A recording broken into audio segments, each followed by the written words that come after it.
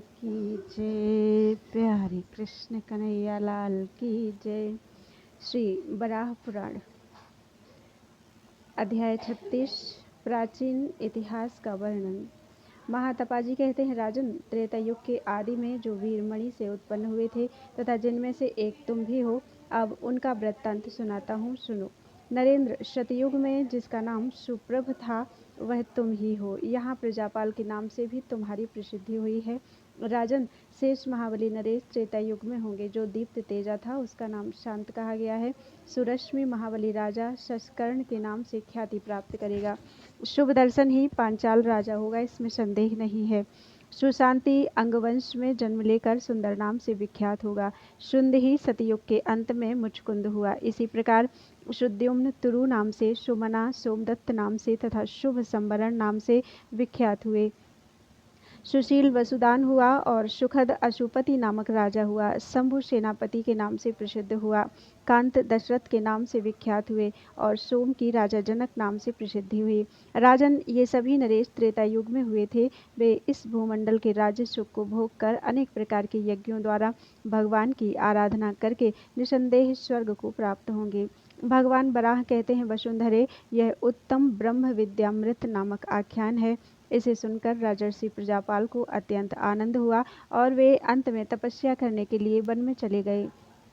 इस प्रकार तप एवं ब्रह्म का चिंतन करते हुए उन्होंने पांच भौतिक शरीर का परित्याग कर दिया और अंत में ब्रह्म में ही लीन हो गए। राजा प्रजापाल ने यह तपस्या वृंदावन में की थी। वहां तपस्या करते हुए उन्होंने भगवान गोविंद की इस प्रकार स्तुति की थी।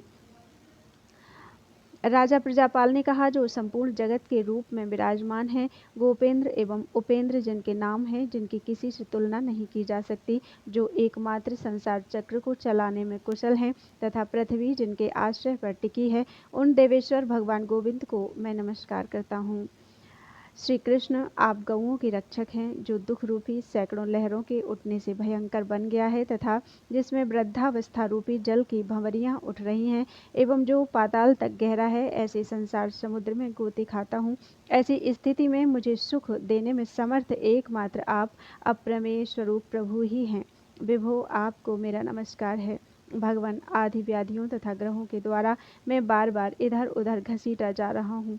उपेंद्र, आप संपूर्ण प्राणियों के बंधु हैं। जनार्दन, दुखी एवं व्याकुल व्यक्ति पर कृपा करना आपका स्वाभाविक गुण है।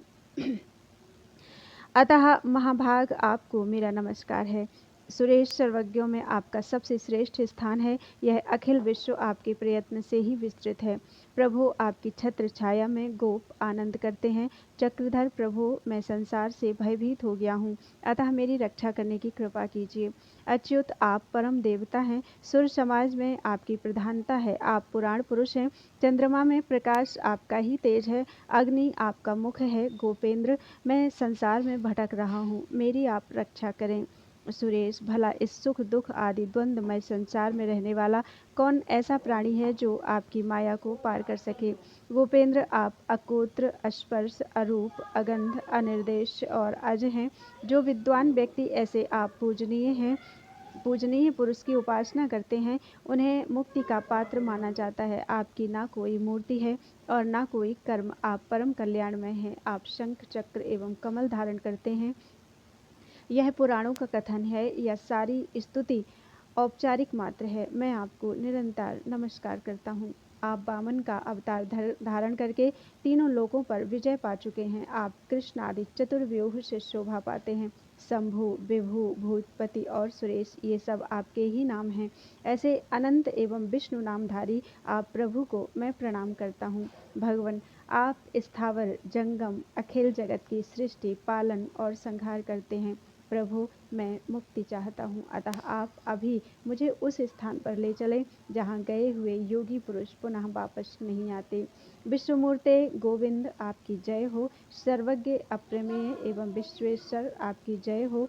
भगवान बराह कहते हैं, वसुंधरे, उस समय राजा प्रजापाल ने इस प्रकार भगवान गोविंद की स्तुति की और अपने शरीर को उनमें लीन कर दिया और वे शाश्वत धाम को पधार गए।